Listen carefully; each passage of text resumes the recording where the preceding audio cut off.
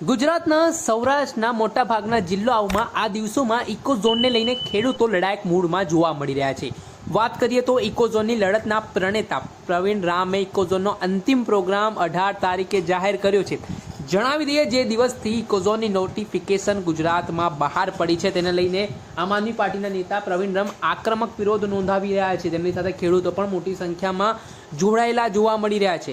ઇકોઝોનના પ્રાથમિક જાહેરનામાની અંતિમ તારીખ 18 હોવાથી 18 તારીખે ઇકોઝોનને મહાસંગ્રામ તરીકે જાહેર કરવામાં આવ્યું છે।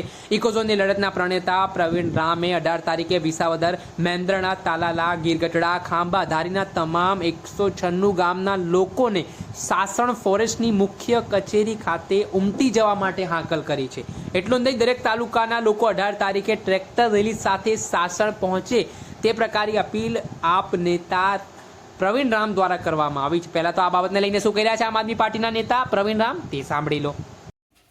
ઇકોઝોનના જાહેરનામાની છેલ્લી તારીખ 18 તારીખ હોવાથી ઇકોઝોનની અંતિમ લડાઈને ખૂબ મજબૂત બનાવવા માટે તાલાળા તાલુકાના ચિત્રાવડ ગામ ખાતે એક વિશાળ જનસભા મેં બોલાવી હતી।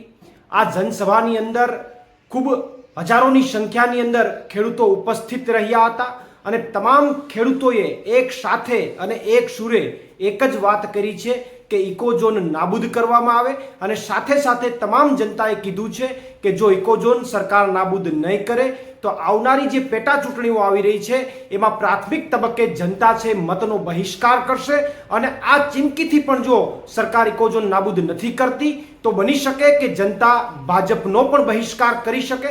સાથે સાથે ગઈકાલે મેં પોતે તમામ ખેડૂતોની હાજરીની અંદર આવનારી 15 તારીખથી લઈને 18 તારીખ સુધી ઇકોઝોન મહાસંગ્રામ તરીકેના પ્રોગ્રામો જાહેર કર્યા છે અને આ ઇકોઝોન મહાસંગ્રામ અંતર્ગત તમામ તાલુકાઓની અંદર વિશાળ ટ્રેક્ટર રેલીઓ યોજાશે અને વિશાળ સંમેલનો થશે।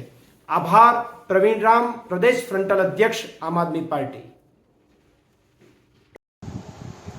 આમ આદમી પાર્ટીના નેતા પ્રવીણ રામ તેમનું કહેવું છે 18 તારીખે 196 ગામના હજારોની સંખ્યામાં ખેડૂતો એકત્ર થવાના છે।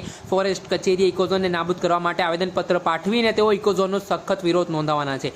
એક તરફ ભારતીય જનતા પાર્ટીના નેતાઓ છે તે ઇકોઝોનના કાયદાઓ વિશે ખેડૂતોને જાગૃત કરી રહ્યા છે, સમજાવી રહ્યા છે। બીજી તરફ અન્ય વિપક્ષી નેતાઓ છે જેમાં પ્રતાપ દુધાતની વાત હોય કે આમ આદમી પાર્ટીના નેતા પ્રવીણ રામની વાત હોય તેઓ આક્રમક રીતે વિરોધ નોંધાવી રહ્યા છે અને તેઓ જણાવી રહ્યા છે કે ઇકોઝોન ખેડૂતો માટે નુકસાનકારક છે। આ બાબતને લઈને સરકારે આમાં ફરી ફેરવિચારણા કરીને આ નોટિફિકેશન જે બહાર પાડી છે તે પરત લેવી જોઈએ અને આ કાયદો રદ કરવો જોઈએ। ત્યારે આગામી સમયમાં જોવું રહ્યું 18 તારીખના દિવસે કયા પ્રકારની પરિસ્થિતિનું નિર્માણ થાય છે।